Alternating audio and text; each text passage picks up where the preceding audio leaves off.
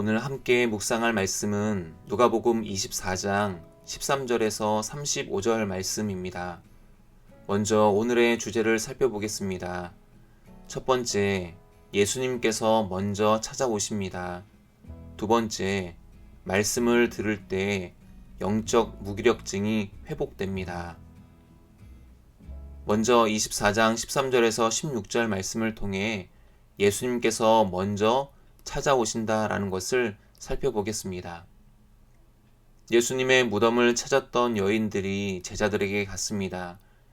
그녀들은 무덤에 돌문이 굴려져 있고 예수님의 시신은 보이지 않았으며 천사들이 들려준 예수님의 부활 소식을 전했습니다.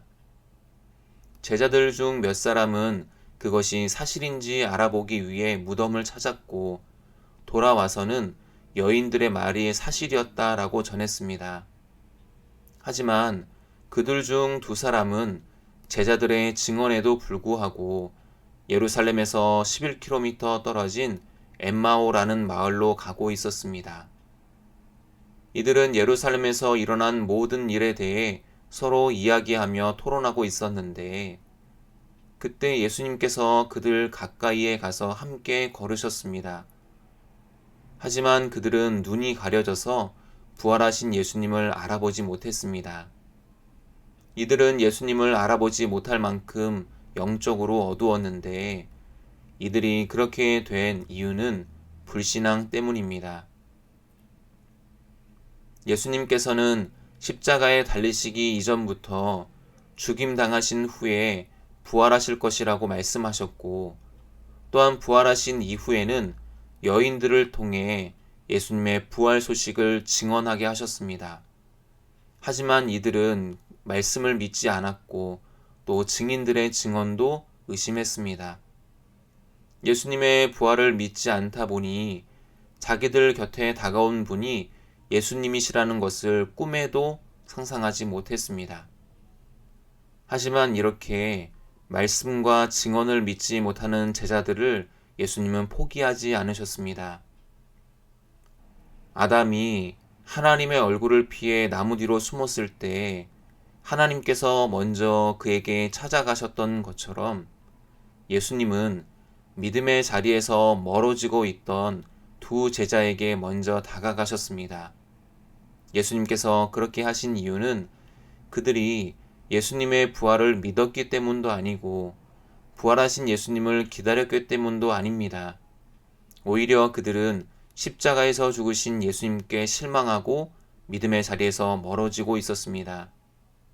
하지만 예수님께서는 그런 그들을 여전히 사랑하셨고 그들의 믿음을 회복시켜 주시기 위해 그들 곁에 다가오셨습니다. 지금도 하나님께서는 당신과 멀어지려 하는 우리들 곁에 다가오십니다. 왜냐하면 하나님께서 우리를 지극히 사랑하시기 때문입니다. 묵상을 위한 질문을 드리겠습니다. 나는 지금 예루살렘으로 올라가고 있습니까? 아니면 실망하여 엠마오로 내려가고 있습니까?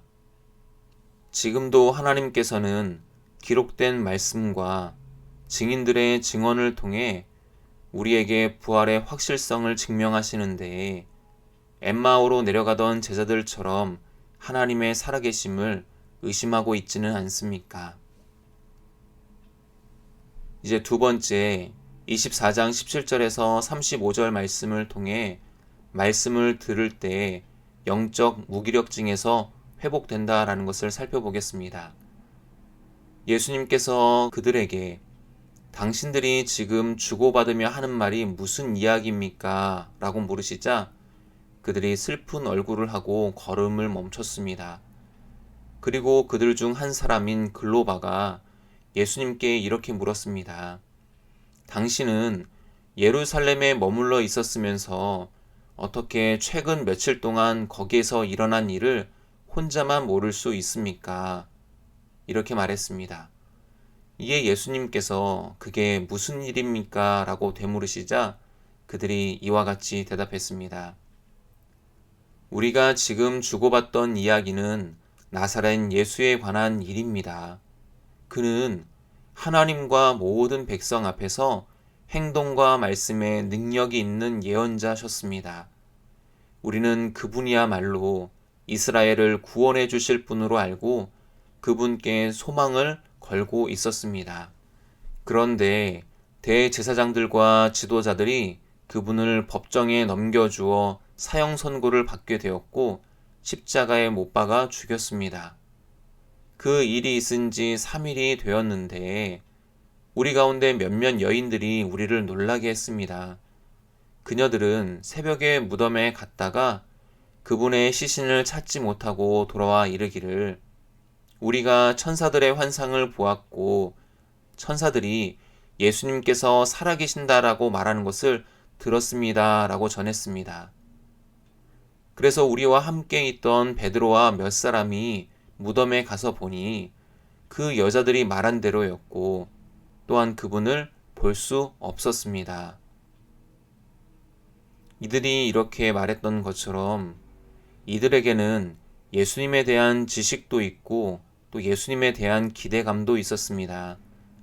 하지만 그들이 갖고 있던 예수님에 대한 지식은 온전하지 못했고 그분에 대한 기대감 역시 하나님의 뜻과는 거리가 멀었습니다.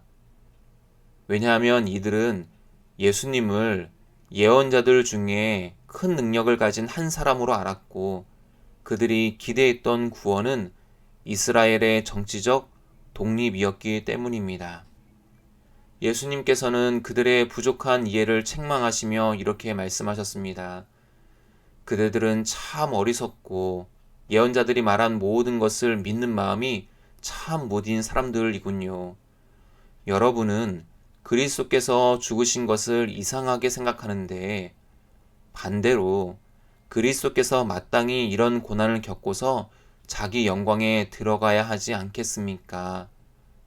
예수님께서 이렇게 말씀하신 후에 그들의 오해를 교정하기 위해 모세와 또 모든 예언자로부터 시작해서 구약 성경에 당신에 대해 기록된 모든 말씀들을 자세히 설명해 주셨습니다. 그리고 그들이 가려던 엠마오에 가까이 이르렀을 때 예수님께서는 더 멀리 가시려는 척 하셨습니다. 그러자 그들이 예수님을 붙잡으며 날이 저물고 저녁이 되었으니 여기서 우리와 함께 계시지요 라고 말했습니다. 예수님께서는 그들과 함께 묵으려고 집으로 들어가셨습니다. 그리고 예수님께서 그들과 함께 음식을 드실 때 빵을 들어 기도를 드리신 후 그들에게 떼어 주셨습니다. 그제서야 그들의 눈이 열려 자신들과 함께 있는 그분이 부활하신 예수님이라는 것을 알아보았습니다. 하지만 그 순간 예수님께서는 그들에게서 사라지셨습니다. 그들이 서로 말하기를 길에서 그분이 우리에게 말씀하시고 성경을 풀어주실 때 우리 마음이 뜨거워지지 않았느냐라고 했습니다. 곧바로 일어나 예루살렘으로 돌아와서 보니 11 제자와 다른 사람들이 함께 모여 있었습니다. 이들은 엠마오에서 돌아온 두 사람에게 주님께서 확실히 살아나셨고 시몬에게도 나타나셨다라고 말했습니다. 그러자 이 두 사람 역시 길에서 있었던 일과 예수님께서 빵을 떼어 주실 때 그분을 알아보게 된 일을 이야기했습니다. 말씀을 듣기 전과 후는 이렇게 다릅니다. 말씀을 듣기 전에는 슬픈 기색을 띠고 있었지만 그 후에는 크게 기뻐했고 말씀을 듣기 전에는 사람들의 낯을 피해 엠마오로 내려갔지만 그 후에는 사람들에게 복음을 전하기 위해 예루살렘으로 올라갔고 말씀을 듣기 전에는 마음이 냉랭했었지만 그 후에는 마음이 뜨거워졌습니다. 이것을 보면 신앙생활의 기쁨과 감격과 열정을 무엇으로 회복할 수 있는지를 알 수 있습니다.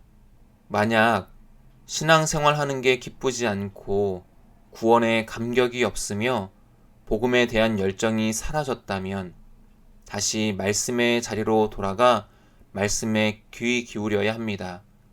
또한 말씀을 듣거나 큐티를 할 때에 우리 마음을 하나님께서 뜨겁게 해주시도록 날마다 기도해야 합니다.